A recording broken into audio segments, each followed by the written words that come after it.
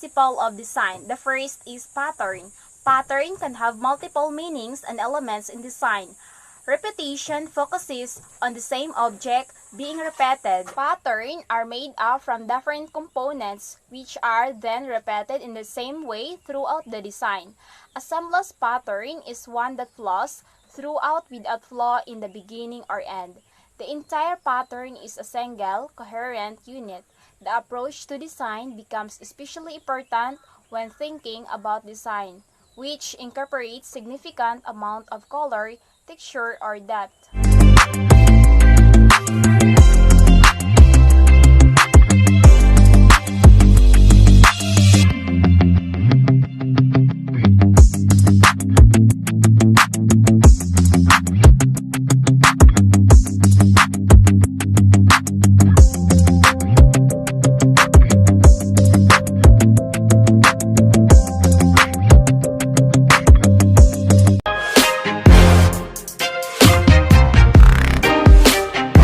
Yeah, and I think I got one.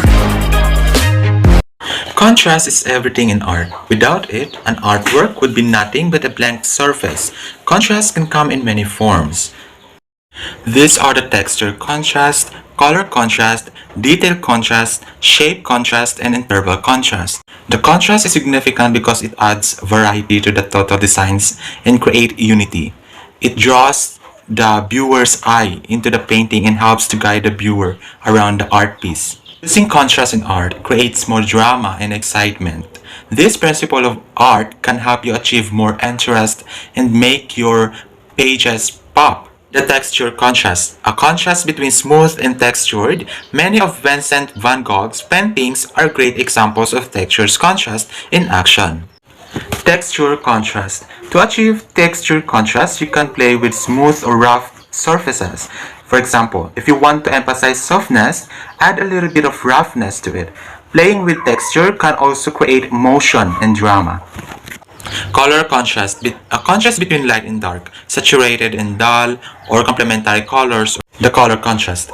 If you look at the color wheel, you will see that complementary colors are contrast colors as well. They contrast each other on the wheel.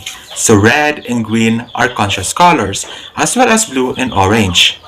And it includes different contrast between the colors on the color wheel. The detail contrast, a contrast between areas of detail and more bland areas.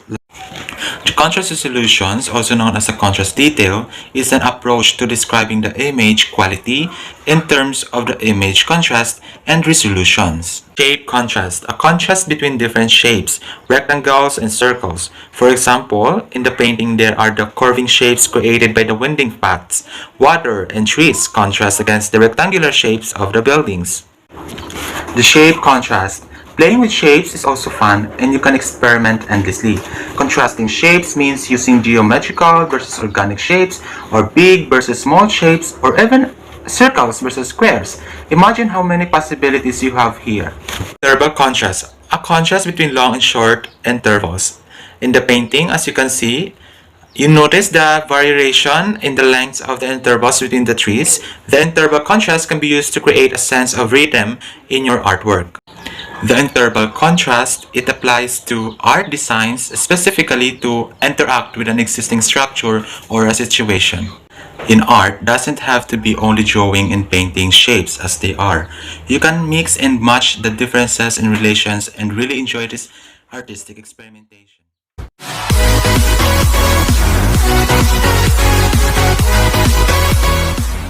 The principles of design.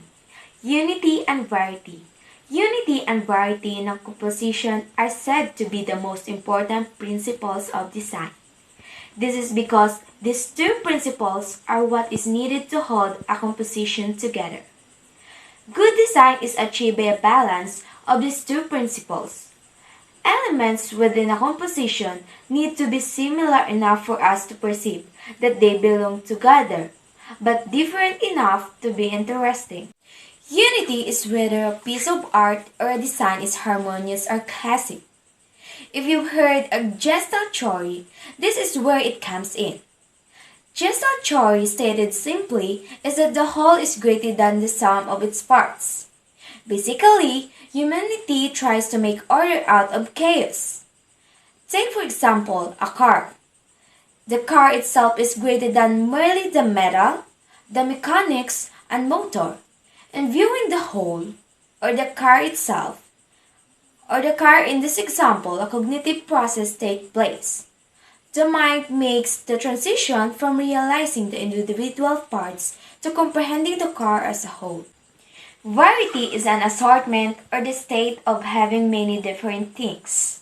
An example of variety is when you have purple flowers, blue flowers, green flowers, and flowers of a whole bunch of other colors. Variety is the use of different visual elements throughout a work, whereas unity is a feeling that all the parts of a work fit together well. These do not have to be opposites, as a work filled with variety might also have unity.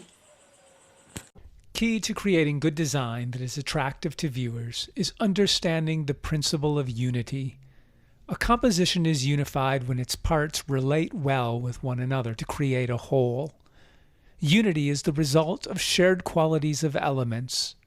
There are three ways to create unity: repetition, grouping, and alignment. Let's look at unity through repetition. We'll start by creating an abstract design made of shapes and colors. Here we see shapes that all share similar curves. While these shapes may be made of different colors and orientated in different ways, they are all based on half circles. Most people will recognize this repetition intuitively. What if we have a composition without repeating shapes? In this example, we will use various shapes that are dissimilar to one another.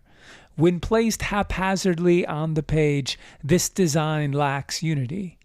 There are few similarities that tie things together. If we rearrange these shapes into meaningful groups, then we transform this design into one that is unified.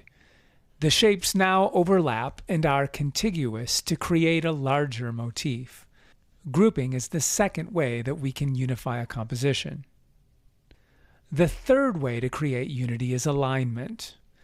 This may also be referred to as continuity. It is similar to grouping in that it relies on the way elements are placed. Let's look at a composition with random icons. Without repetition or grouping, this composition lacks unity and focus. If we rearrange the icons to create shared edges, we can make implied lines that give order to the composition. We now see that these various shapes align to create the edges of an implied rectangle. The implied rectangle is now the unifying feature in this composition.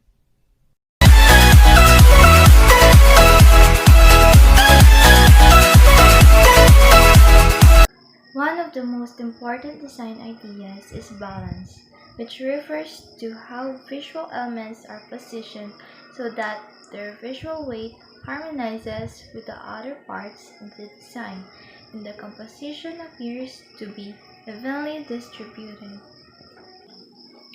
Every principle of design carries a visual weight.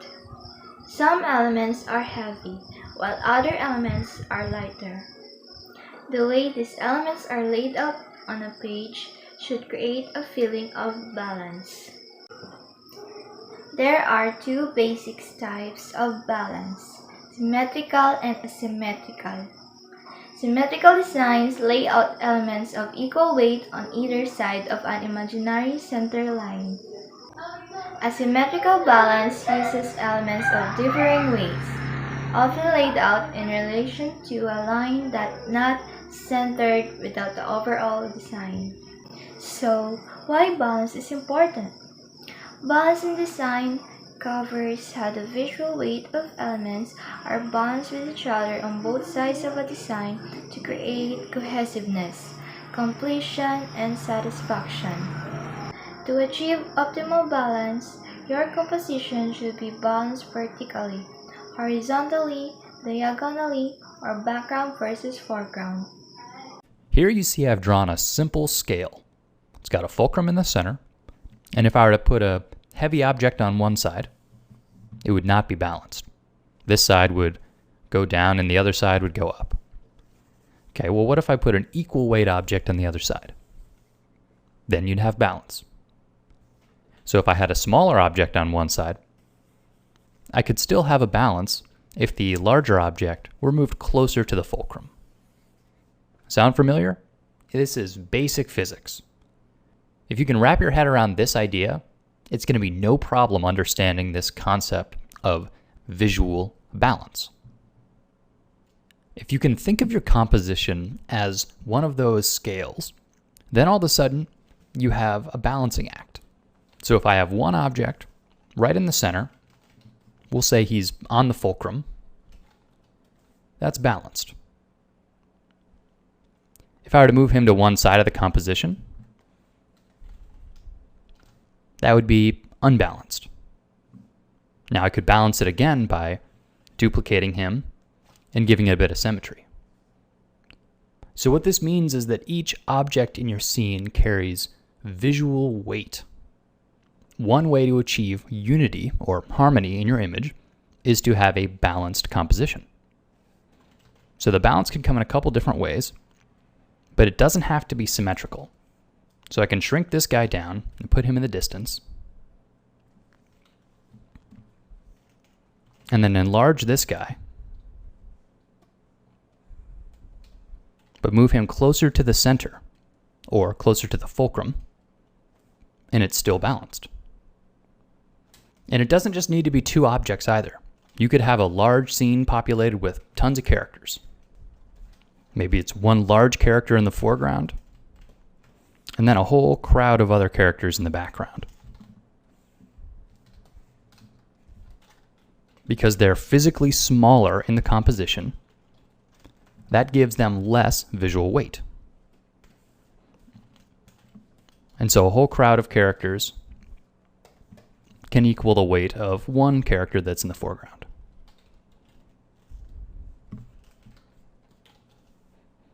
So this is still a balanced composition. So if you're not seeing it in this example, I'll show you a quick diagram. So here I've turned the same image into that horizontal scale. And you can see the left object is much larger, but it's closer to the fulcrum. And the objects on the right are smaller, but further from the fulcrum. And you end in a nice equilibrium, a nice visual balance. Looking at this, you would say those two are in total balance. In fact, it's a pretty symmetrical composition. But now I'll throw in some quick lighting. All of a sudden, it's not balanced anymore. The characters are equal size. If it were real life, they'd probably be equal physical weight, but they are definitely not equal visual weight. And this is because the value of an object, whether it's light or dark, has a big effect on visual weight. So all I did here was light it, and yet the balance of the image changed completely. So if I wanted to balance this out, I would have to add some extra light on the left side of the composition. Now there's much more visual balance, but there's not a symmetrical sense of lighting. And when you take a look at these abstracted value studies, these are balanced, and yet they have no subject matter at all. So you can see how important value is when it comes to balancing a composition. Generally speaking, things that are too symmetrical are boring. The trick to making really lively compositions is asymmetrical balance. So you have a large object that's counterbalanced by a group of smaller objects, or a light area that's counterbalanced by areas of dark. So when it comes to composing an image, there's a lot of factors. And generally speaking, your brain is already wired to recognize whether something is working or not working. When you see this line drawing, some part of your brain is already seeing this diagram. You're just not actively realizing it. So as you begin to understand these principles of design, you're going to unlock the code that your brain already knows about. So look at the bottom of the post, and you can download a PSD filled with some orcs. You can also try these same exercises with random black and white marks on a canvas, however you want to do it. But remember, it's not what you're drawing, it's how you're arranging it. So go try making some balanced compositions.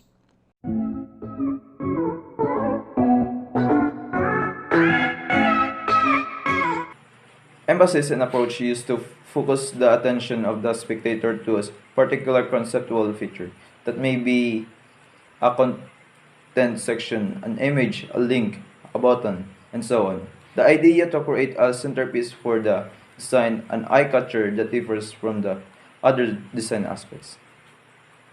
The focus occurs when the artist develops a visually strong region of composition and commands the attention in. Designers use emphasis to guide the viewer's attention to a part of a composition by creating contrasting elements. Let's begin with a design made of one repeated shape in columns and rows. What we have is a pattern in which one shape is not noticeably different from any other. The design has no emphasis, but what happens when one of these shapes becomes lighter than the others? This value contrast places emphasis on the lighter shape and directs the viewer to notice it first. We can also create emphasis with color contrast. Here the red has the most visual weight in the image because red is so different than the cooler, less saturated blue and green colors.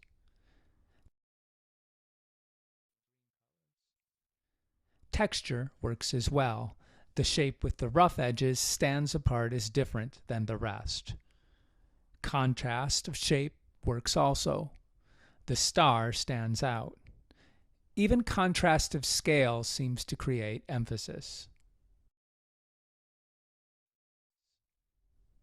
Next, we will look at a design that is more complex. If our image is made up of diverse shapes with multiple colors, can we still perceive emphasis? The answer is yes. The part of the composition with the most contrast will be emphasized, and at times a compelling design can have more than one area of emphasis. In this design, the large white, roughly hewn rectangle seems to have the most visual weight, closely followed by the area of red circles. This design guides the viewer to look at the image in a certain order: focal point 1 and then focal point 2. We call this visual hierarchy. It is important to understand emphasis because it allows designers to control how the viewer reads their images.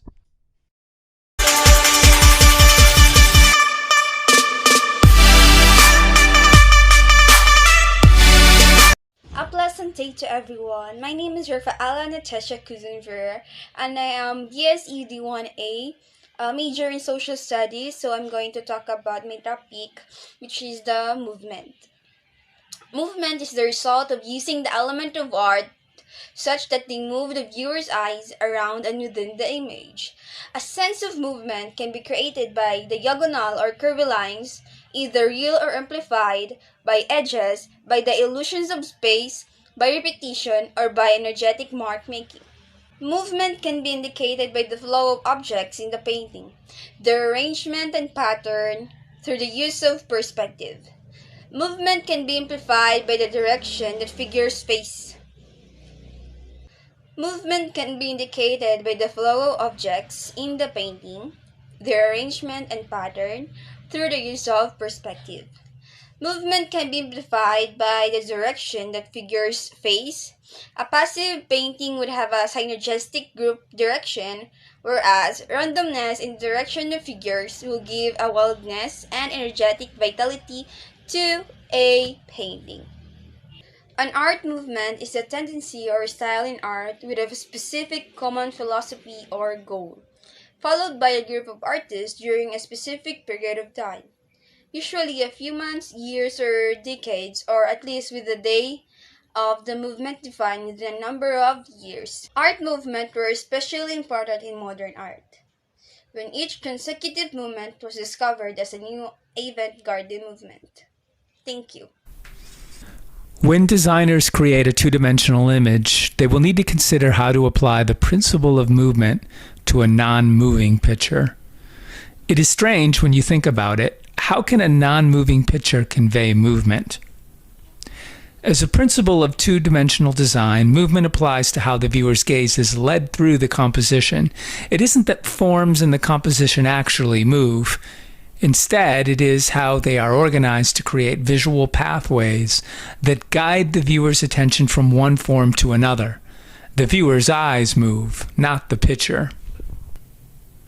Let us imagine a simple design composed of geometric shapes. We will start with a tall rectangle and a small circle in the center of our background. As it is, this composition does not demonstrate very much movement. We see the shapes in the middle of the page surrounded by negative space on all sides. There aren't any forms near the edges of the page to encourage our gaze to travel. If we reposition these shapes differently, we can convey more movement. Let's turn the rectangle diagonally and move it over to the left of the picture plane. Now we'll move the circle and align it along this diagonal trajectory. Our gaze then travels this diagonal visual pathway. We follow the long axis of the rectangle and then arrive at the circle, which is now darker in value. We can create diagonal visual pathways by different means. This time we will work with 7 rectangles of increasing heights.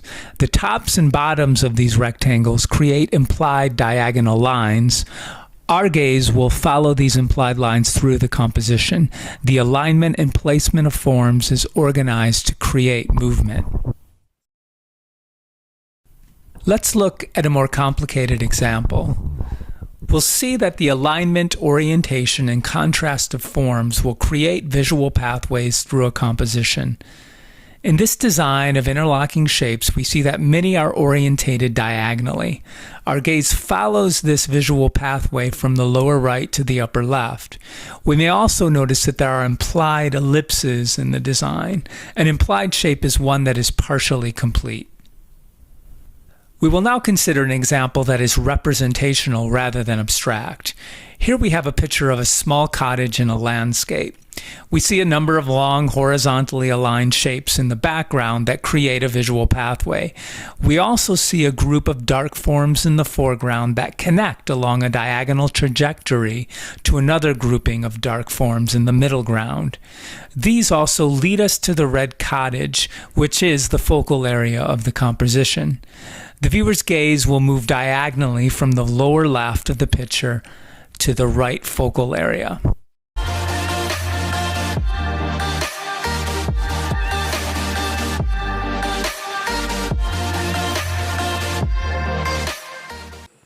Principles of design. Rhythm. Rhythm is the motion or the visual flow in a certain composition. It is also sometimes called a pace or a battering, which calls the eye to go on the artist's voyage, shown on the canvas, or to help the eye journey and achieve its focal point. Rhythm is the direct outcome of frequent use to provide a feeling or organized movement of one or more components of an art piece. Variety is very important in generating an engaging and lively rhythm, as it aids the viewers throughout the artwork. An art piece on rhythms produce harmony and unity. Rhythm. And rhythm is actually a specific variety of repetition. So if I had a scene with a bunch of rocks and they were all equally spaced, it would look pretty odd, pretty mechanical. Now, if I took those same rocks and rearranged them, I'd have a very different mood. Now, all the same objects are here, they're just arranged differently. But you can see that it makes a big impact. So if you were creating a natural scene, maybe a landscape or a forest, you'd want to have more variety in the placement and the scale of the objects. Also, you'd probably want to overlap them in the same way that we talked about in previous videos. So unlike some of the aspects of drawing, or even the use of rhythm in music, this is not an exact science. It's hard to quantify. And honestly, it's likely that you're already utilizing rhythm and repetition without even realizing it. Because many artists have an intuitive ability to arrange things nicely. Whether it's objects in their house or objects inside of a drawing, we just have a natural sense of how to space things carefully. So when you make your next illustration, think a while about the way that you're repeating objects intentionally, repeating shapes. And while you're at it, make sure that repetition is rhythmic. Add some variety. Have fun, guys, and thanks for watching.